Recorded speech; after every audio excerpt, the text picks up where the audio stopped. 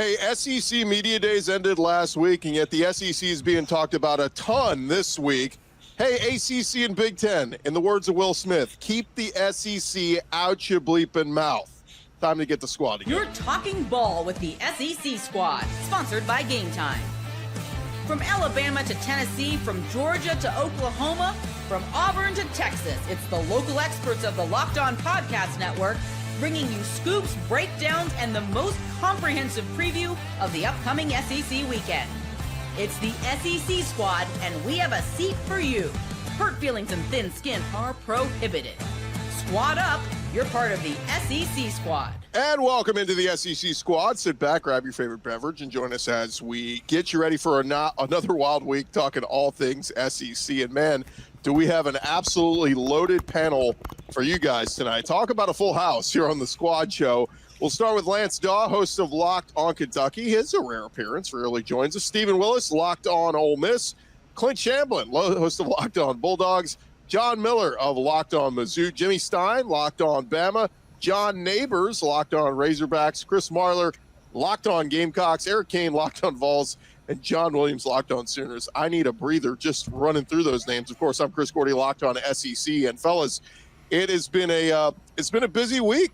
We say it's talking season. Boy, is it talking season. The folks in the Big Ten they got fighting words for the SEC. I know it's been 2 years since the SEC has won a national championship, but what do you guys make of some of the comments from Commissioner Tony Batiti down to SMU coach Rhett Lashley and Indiana coach Curt Cignetti all taking shots this week? All right. Yeah. It's ludicrous. It's just one of those things that, Curt Cignetti comes out there was like, we have an SEC schedule. Last year you played nobody the entire season except Ohio State and you got beat. And this year you're running away from Virginia and scheduling an FCS program, and that is supposed to be an SEC schedule. Why don't we try scheduling multiple ranked opponents in a row? If you do that and you can survive that gauntlet, then you can talk. Until then, you're just the American Conference on steroids. Can I go? Because I got 3 pages of this that I wrote last week at Media Days, and I'm ready. I'm fired up. Here's the truth about Indiana. They have now had 4 different Power 4 opponents they have gotten rid of in each of the last 4 years. They replaced those 4 Power 4 opponents, which, by the way, were Louisville and Virginia, by the way. 3 of the 4 opponents they replaced them with were FCS opponents. One that was FBS was Kennesaw State, who's in year 2 of being an FBS school.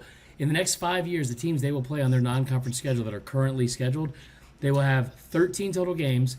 They play 4 total teams that are from the FCS. They play no one from the Power 4. They play no one on the road. And of the 7 total FBS opponents they have scheduled, only 2 of them had a winning record from a year ago. This is the, umpteenth year in a row where we've seen a team in the Big Ten, whether it be Michigan in 2023 or Indiana in 2024, go into the month of November, into multiple weeks in the month of November, without not only playing a team that has that's ranked, but in Indiana's case, a team that even had a winning record at the time of playing them, and that was into week 13 of the season. 2023 Georgia played more ranked opponents in 3 weeks than that Michigan team did all year in 2023 or 2022. Cook. Love it. I mean, look, it's a reality. Curt Cignetti said he's adopting an SEC scheduling philosophy, scheduling Old Dominion, Kennesaw State, Indiana State. And guys, this is where it gets absurd because they're going, we play a 9-game conference schedule, so we don't have to play anybody. Yet the SEC has this stupid rule that, and I say it's stupid now, that you got to play a Power 5 team and as a non-conference opponent. And not only do they do that, but the SEC goes out of its way to schedule tough non-conference games. And so I just wonder, is the writing on the wall here? If we're going to end up going to 9 SEC games, we got to do away with these games. Why is LSU playing at Clemson week 1? Schedule Old Dominion and be done with it. This is more indicative, I think, of the looming. You hear these rumblings every year with something that's going to hit the following years, rule changes or some whispers here. This is just more an indication that the conference realignment is real and it's glorious and it's coming. And when it does come, you're going to still have detractors and still people hate it and the rivalries and the tradition and all of that. But this is where it comes into play because you get a team from the Big Ten, Big 12, ACC, it doesn't matter. They're going to keep on saying this about SEC, just proving again, SEC is the best conference. But this conference realignment is happening. It is coming.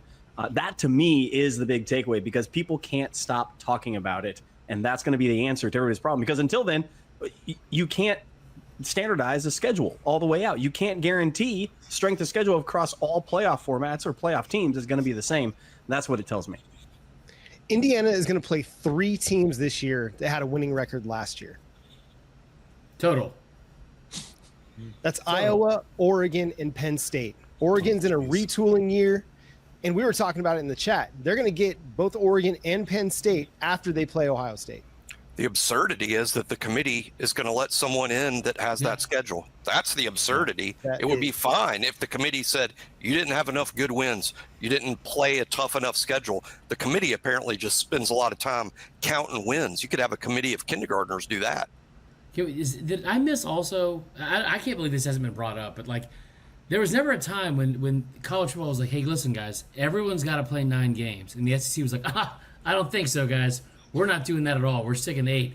No one told you to go play 9 games. You went and played a 9th conference game in the last decade because you wanted to make more money for your conference and your teams. And the moment that it became a huge problem, you somehow gaslit the rest of the country into thinking that, oh my gosh, this incredible victim story arc that they've all taken a hold of, and saying, well, why doesn't the SEC do this? Why did you do it in the first place? Play 8 and play 2 FCS teams. None of us care. You get boat race almost every time you play the SEC up until last year. Well, and going to 9 games still didn't make their schedules any more difficult. Yeah, that's what I was about. Right. That's what I was about to say. Is what does a 9th game give you consistently? Like a Rutgers and Illinois, it's not. You're not providing extra quality to your strength of record or strength of schedule. It doesn't move the needle. Well, let me put it this way, because I agree with almost everything you guys say. However, I am a little bit envious of the Big Ten, because this is what they're doing at Big Ten Media Days, and SEC Media Days could not have been more boring this past week. And I'm jealous of it, because that's how Media Days used to be in the SEC, where you were having pod shots get taken at other coaches. I remember Brett Bielema and Gus Malzahn going back and forth, and Steve Spurrier and all of that. And it seems like the Big Ten is going to become the new SEC. And that's so, again, I agree with everything you guys say. And I think a lot of what the Big Ten was talking about this week in Big Ten Media Days is dumb. But at the same time, I think it's awesome, because it's getting us to talk about, it's getting people fired up, it's getting good trash talk for college football. And I just wish we had a little bit of that back in the SEC once again. But John, when you make sure SEC Media Days is last next year. Yeah, well, when your league is boring as hell and you have can anyone name a Maryland player right now? Or, your league sucks. So up top to bottom, you're top heavy. You got to do something to take shots. I'm sorry, I'd rather hear Diego Pavia sit at a podium and talk than hear, I don't know, somebody from Minnesota's roster talk. Again, name a Minnesota player. Anyone. Raise your hand. But also, I get what you're saying, John. You're not wrong. Vanderbosch. I guarantee you there's a Vanderbosch. The dangerous part of that is that, it has somehow become the narrative. It has somehow become the narrative that, no, they're right. The SEC's not playing anybody. And then it somehow detracts from the conference as the season goes on. And I don't understand how there's not someone standing up and being like, no, everything you just said is factually completely incorrect. And then when Sankey does, then it's like, what an idiot, dude. Did you see him with that little folder that he brought to Destin trying to defend his own conference? I'm not going to say the word, but I can cut it. I love all these arguments here. I got to say, as a Missouri fan, all this SEC kumbaya, it really warms the cockles of every inch of my body. I just want you all to bring this same energy in week 6 or 7 when you're all complaining about Missouri's schedule. That's all I want to remind all of you. Thank you very much. Oh my God. I'm going to go ahead and leave now. See you later. About himself. Oh no! The thing about the SEC, it's kind of like I've always looked at from one of my favorite movies of Animal House. He can't do that to our pledges. Only we can do that to our pledges. Yeah. It's that type of camaraderie that outside we get after each other, but if somebody else comes after our entire conference, then we get a little bit defensive of it. And to your point too, Marler, that is a narrative. And again, I agree with y'all. And I agree with everything you've said, but if I'm the Big Ten and you've been playing second fiddle for a very long time, and you see any sort of loophole, any sort of thing that you can talk about and bring up that people will buy into, people will agree with to try to get sort of upper hand, you're going to do it, even if it's not true. That again, I go back, it's almost like a Big Ten thing. And the second time I mentioned this name, and I can't believe I'm doing it, but when Brett Bielema came into Arkansas, I remember he was talking big about Big Ten. We're going to get a bunch of fullbacks in there and 300-pound people, and we're just going to shove you around because that's how we do it. It's like, no, you're not, and you didn't. And then you go back and now you're talking big again. Well, we got it, Illinois, man. We got great things. We're good because you couldn't handle the SEC. It's like you just sit over there with your own narrative and your own thing because it's all you got. And so you're just trying to take these opportunities to throw shade, even though you may not have facts behind it, but you at least can say something, get people fired up, get people to buy into it, even if it's not true. Let's hold it there, and we'll get a few more thoughts when we return. Rhett Lashley, I'm sorry, SMU is at the table. We'll discuss that coming up here in just a second. Hey, back to the Squad Show in just a second, but first, summer sports, they're in full swing, and whether you were all about baseball, under the lights, golf, we had a great tournament just a week ago, high-stakes soccer action, whatever it is, FanDuel is the best way for you to make every game even more exciting. And if look, you're already watching the game, you're already following all the action. Why not make it a little more thrilling with FanDuel? You can get in on the game while your friends are off doing whatever, getting sunburned at the beach.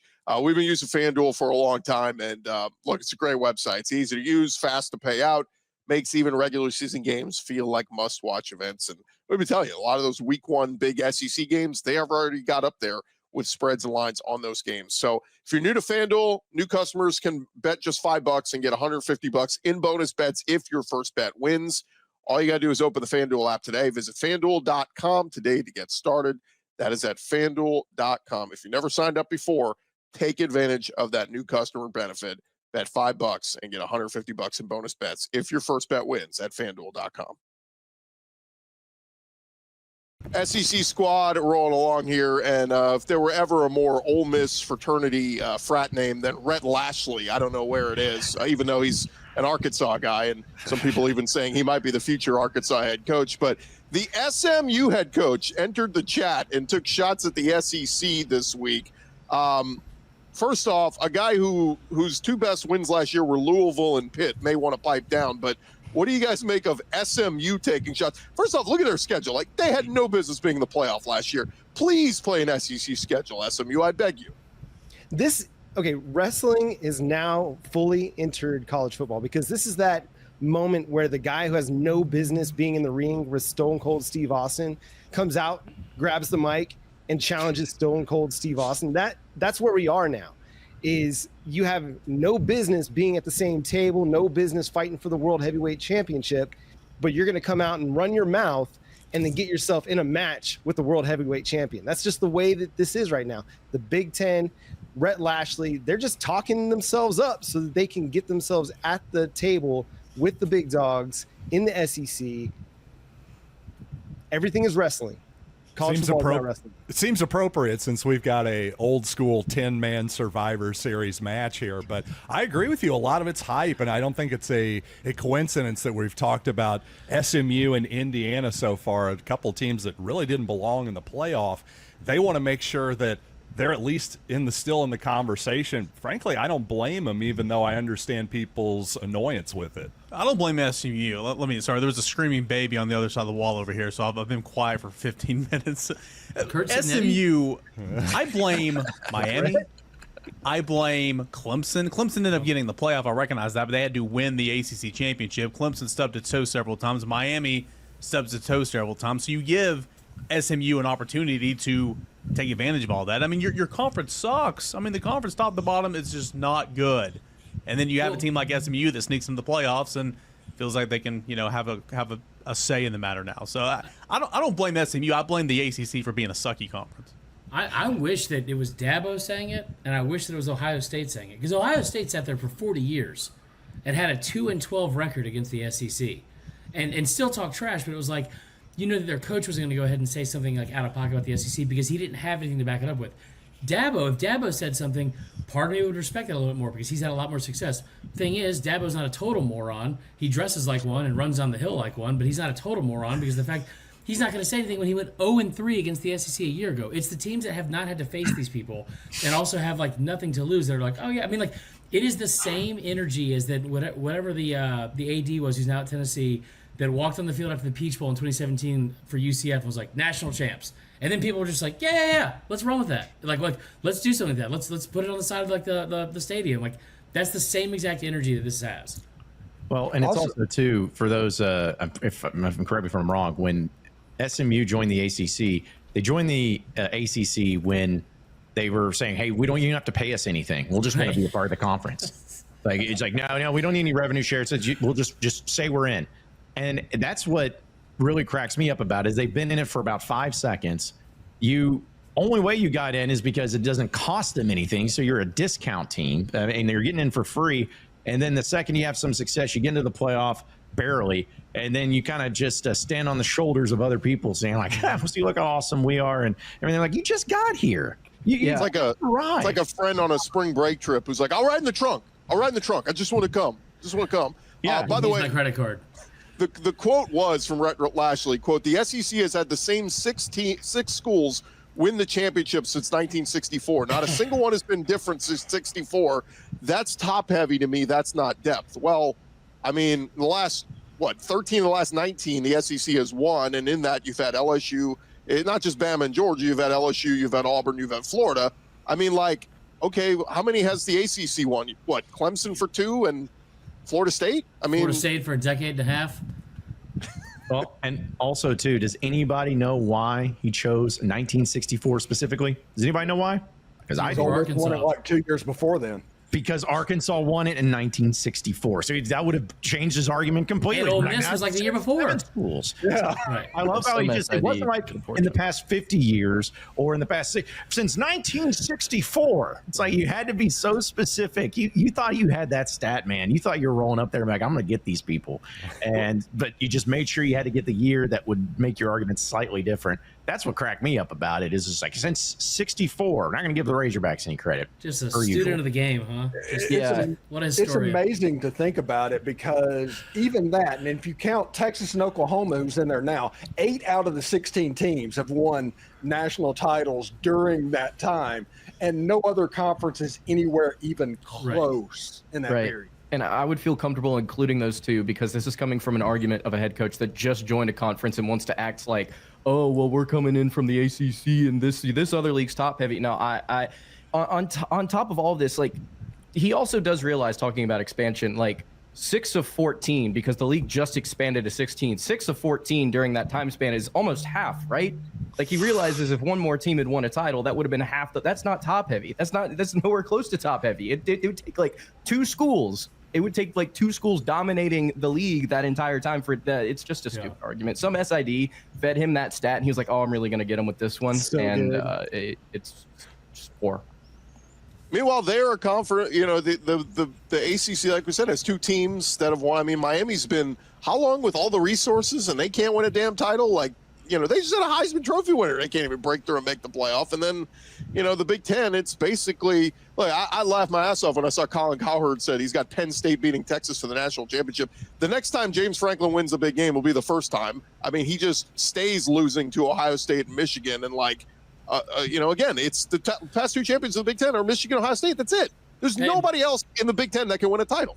And you always talk about, like, ranked opponents. Because here's how you know they don't have an argument, is because the moment you start bringing up actual facts and numbers and metrics into, like, hey, like, what about strength of schedule? What about ranked teams? It's like you start moving the goalposts immediately. Well, strength of schedule is it's messed up because it's skewed in favor of the SEC. It's like, all right, what about ranked teams? Well, you have to make sure the ranked teams are at the end of the season, not during the season. Like, it's got to be like every single thing. There is a pushback except for with actual facts. And you look at like Michigan and Penn State. Michigan and Penn State from 2021 to 2023. And Penn State from 2022 to 2024. Those teams both played 7 ranked opponents in the regular season all year. 6 of them for Michigan and 5 of them for Penn State were just each other. It was Michigan and Ohio State or Penn State and Ohio State. Like, that's the only. You talk about top heavy. I know it's a different conference that Lashley was talking about, but it's like it doesn't get more top heavy than that. It boggles my mind because the 2 sides of this argument actually defeat each other on it. On one hand, you want to say we're playing too many tough games, 9, whatever it is, each conference.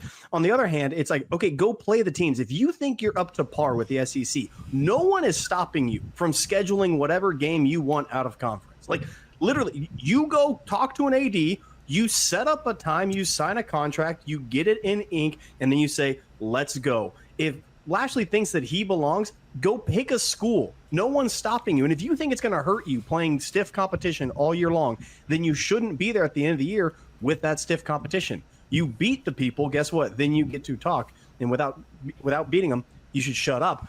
No one's stopping you. You have freedom of choice. Go talk to your AD and schedule a game.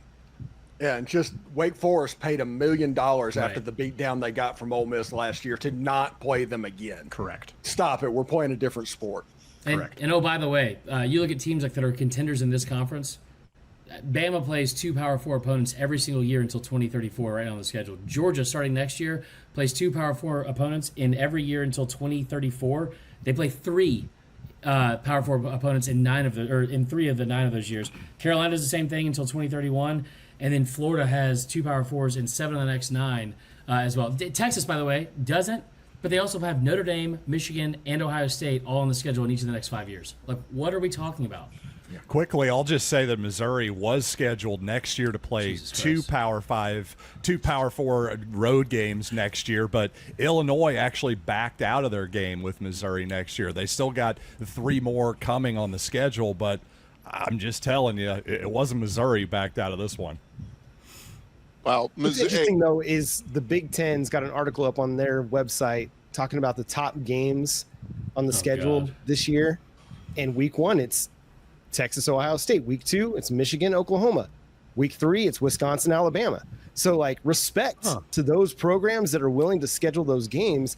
The Big Ten wants to benefit from those kind of games. So Curt Cignetti is actually doing his conference a disservice. Right. Because they're not going to be able to benefit from having those high-profile matchups. Wisconsin and Ohio State they should not catch any flack from anyone in the SEC because they do a tremendous job of actually like going out and scheduling those teams. Like Ohio State, obviously you've seen with that. Like Wisconsin's a team that had, I think, I have it in my notes here somewhere, guys. They have at least one extra Power 4 opponent every year till 2033. We talk about Michigan. I'm glad Michigan's finally playing somebody because from the last 4 years, they didn't play a single game in the month of September outside of their home stadium until they went and played 4-8 Nebraska. That's a span of 4 years. They didn't play a single game in the month of September against a team outside of the Big House.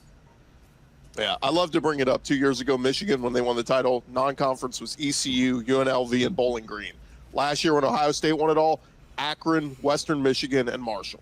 Again, why challenge yourself? Why are we playing these tough non-conference games? The dopes in the hotel room in Dallas don't give a damn. They just go, did you win? Okay, I guess we'll give you a pass. See you next week. All right, coming up. Yeah, exactly. Yeah, it would fix it if the committee held programs accountable for their scheduling, like they do in the NCAA basketball tournament, by the way, where that committee clearly values who you play non-conference, but the football committee has not. Quad 1, Quad 2, Quad 3, do quad wins, and it solves a lot. Yep. Absolutely. All right, when we return, we do have to talk a little on the SEC. We didn't get to kind of powwow all together, so when we return, any big takeaways from SEC Media Days? We'll discuss that next as the Squad show rolls on.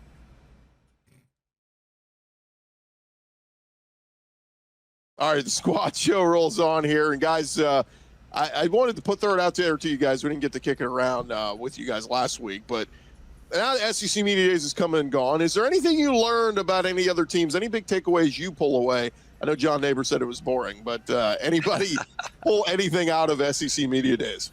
Sorry, I mean, just to go off what John was saying earlier, I mean, the most entertaining part of SEC Media Days was Lane and, Lane on Paul Feinbaum. I mean, that was, and then you got Eli Drinkwitz on the last day, and he was finally throwing some haymakers. I mean, that was it. Like, in my opinion, I mean, it was boring. It's certainly not what it used to be. But also, I think Tennessee has the most boring head coach in front of the microphone there ever was. I'm not saying, I thought he was great. I'm not saying entertainment. I'm just saying, like, did you go, oh, hey, I think LSU might be more loaded than I thought, or hey, it did catch my eye that Mizzou's got an easy schedule. Like, anything like that stand out? Well, to me, it's about I've always look at the tones of coaches when they come in more so than what they say. Like what is their energy level like? What is it compared to the year before and everything? And, I've tried to look at things through a different lens, but I just feel like most times when I hear a coach say something, I'm never going to be like, well, in that case, man, I had this team going 6-6, but now I think 8-4 might happen because of what they said in media days. It's not about that. To me, the SEC football media days has always been more about the camaraderie of the SEC, the chaos and absurdity of the event, because we're a bunch of nerds that get together and we're just like, oh, let's talk about the two deep and hey, how's your linebacker looking? And then we try to do some viral moments. But what it was, it's mainly a promotion of these coaches and these programs and these ways of being just out there. And to me, at least, And I agree with what Kane just said. It was like Lane Kiffin and Feinbaum was great. As much as I hate to say it, Eli Drinkwitz actually did a good job, and I give him credit for that because at least he made it entertaining. You got to give people something to chew on. And there just really wasn't anything to chew on. There really wasn't anything that stood out, I guess, in comparatively speaking to previous years. Maybe we don't have 40% of the entire media be from Texas, because what I learned mostly was nobody loves talking about Texas more than Texas, and that like every single question was like, "Oh, hey, John Neighbors, Chris Marley here from the Austin Gazette. Did you see how pretty our uniforms were last year? Did you see how good we were? We're back, baby!" Like it was the weirdest. Like, just tell me I'm pretty, and we're gonna live forever. That was the entire mood I got from Texas. Well, in fairness, they are the only team that had their own network, right? Like nobody else in the SEC had the Bama network, right? Yeah, and it failed. You're right, miserably. Yeah, I had a buddy text me and tell me that I needed to go tackle a dude because he was asking questions of Brent Venables from a Texas Longhorns perspective. I'm like, it was annoying. Weird. Like in the main media area, like the first 4 of 5 questions came from Texas media. Yeah. It just felt like it felt like the thing with Texas and football is almost like Kentucky with basketball, is that they ask their head coaches any question about, hey, what's your favorite color? Burnt orange. Oh, this guy just gets it, man. Right. He just gets it. Like he understands the culture of it. And it's just like, what happened? Like, you're Texas, for crying out loud. You don't need to stroke your own ego. Like, you're Texas. You're going to get benefits of the doubt. So it's hilarious that that's the case. And being in Atlanta, I was hoping we could avoid it as much as we had it last year in Dallas with the Texas media. But apparently they got so much money. They got direct flights into Atlanta where they can just roll out and roll in and be annoying. So that was what they're really good at. How about I think it's takeaway more about the commissioner talking about, hey, we don't need to go to 9 games and we don't need to expand the playoff. We're not going to give up something just to expand the playoff. I kind of also, I think he's still going to do that. But I also, now, like, I just kind of pieced together after what Neighbor said and what John said. Now I kind of get why the Sankey Texas, like, favors all kind of make sense. Because if you guys saw Sankey speak, before every person that went up there, he's like, and by the way, I ran 41 marathons. You're like, cool, dude. Bring up Clark Lee and shut up. Like, we're ready to go. It's time for a cookie and a Diet Coke break. I mean, I'm over it. How about them getting up in the middle of Sark's speech at media days to go stand in line for Arch Manning? Oh, that was wild. Yeah, that was weird. Well, look, I was a little bit surprised. I thought Arch Mania was going to be like at an all-time high. And I asked one of the guys who works for the SEC office, I said, where did that compare, like Manziel, Tebow? He's like, it wasn't even close. So if Arch has a great year this year and comes back next year, that might be the deal. But I feel like we're doing that with so many of these guys. Like, we're putting the cart before the horse. We're crowning Arch before he's done anything really yet. We're crowning DJ Lagway, one of the best quarterbacks, and he hasn't done it yet. So I just feel like we need to kind of pump the brakes a little bit and let these guys all prove it. Agreed, Gordy. Agreed. Marla, are you shocked Lagway wasn't an all-SEC quarterback? Kane, when I tell you I ran out of that room the moment Florida came in, I was like, I'm out of here. I'm like worried about somebody on the dusty knoll or something like that, the grassy knoll, I guess, and just like anybody that looked like Brandon was gonna come in here and have words to say to me, I was out the door. Well, and let me go back to that point you made, Gordy, about crowning people. It's like, but it goes back to trying to find some sort of excitement because you want to be able to promote something. You got to have something that gets people energized, and so you force the issue, even if it's not there naturally. Like, we all knew that Manziel back in the day, there was something that was already there. The Arch thing was like, well, none of these other quarterbacks were really interesting, and they're all ugly. So let's just go and get this guy over here. You know, this Manning is his last name.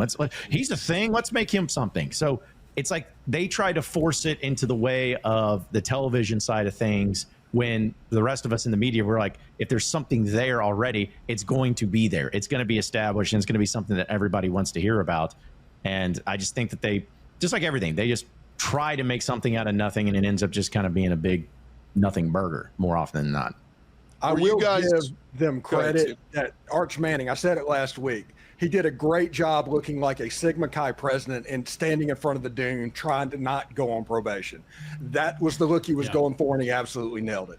He's a good looking dude. I just I didn't have him third team all SEC preseason. I had John Mateer just because he's done it. He did it all. Last year as a starter at Washington State. Like, I wouldn't have put him that high yet. But were you guys shocked that Texas got as many first place votes from the media as they did?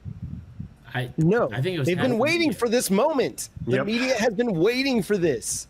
They've been waiting to crown Texas. This is one of those things. Going back, never overachieved. Never. No, going back to all the preseason SEC stuff, Texas fits an absolute archetype of teams that didn't have anything before. Everybody's super hyped on them, and they don't deliver on it. Texas has a mountain in front of them to deliver, a huge giant gauntlet. A lot of guys leaving, a lot of guys unproven coming back. Not even Manning. Everybody else on that roster as well. You want to talk about people saying the best player on their team's a linebacker? Oh my gosh, go watch the film. The guy got toasted and roasted by high-level running backs and offensive line.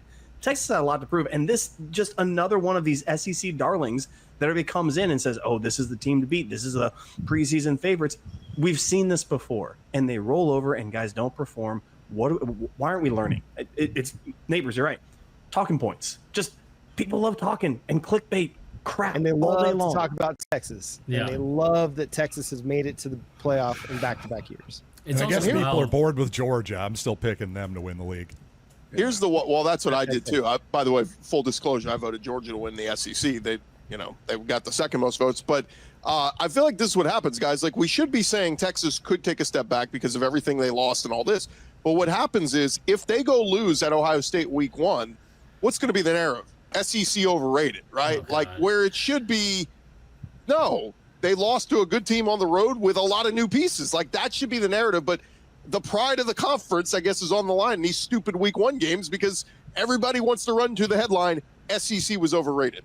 Well, and what's the worst thing that could have happened to all of this is Texas winning it last year. That is the first year they're in the conference. That is the worst thing that could have happened because all of you idiots here, my team never had a chance. Y'all's team should have stepped up and done something about it, and you didn't. And so they also didn't win it, John. They also didn't win it. I'm right here, neighbors. You should have stepped up. You ruined it for everybody. It's y'all's beat them a fault. couple times. Georgia saved everybody. I think that what John's saying though is like the perfect example too, because I don't think people remember that Texas didn't win the SEC last year. They went 0-2 versus Georgia, especially since Carson Beck got hurt too. When they back up, we were like in the shadows of where they got beat for a second time. A one-armed quarterback, guys. A one-armed quarterback came in. He couldn't have thrown the ball, and they ran it straight through there. That's what I mean. Like, it's just lunacy to me. They're not a football team. They're a very talent acquisition-rich team with a guy who can draw up stuff on a grease board, but they are not a team. I love they a grease can't board. Week 1 has a chance to be very, very annoying because Auburn and Baylor, that is a scary game if you play the conference game because Baylor, that stadium is going to be a cauldron for Auburn. Couldn't you see Baylor beats Auburn, Clemson beats LSU, and Ohio State beats Texas? And I mean, the headline Monday morning, SEC sucks. And none of us will be upset about any of those losses happening. Nobody here will be like, oh no, Auburn lost to Baylor? Like, who cares? Let's talk about the Georgia State game. Yeah. Well, as we wrap up, guys, I do want to give a shout out. John Neighbors did get a sit down with Eli Drinkwitz, and that was very entertaining. If you get a chance, check that out. Locked on Razorbacks. And Clint, your coach, the SEC champion, reigning coach, the only head coach to sit down with me on Locked on SEC. So shout out to Kirby Smart. Yep, our people loved it, by the way, Gordon. They loved their time with him. Yeah, and I love the fact that I was able to get somebody else's coach, but not my own. Isn't it great? I love it. Oh, I should throw in, shout out to Eric Kane for joining us. Eric, I've gotten multiple comments the last few weeks on our video saying, where is Eric Kane? I know, it's hilarious. I go check the comments. It's like, why even put this video on your channel, man? You're not on there. I'm like, Yep.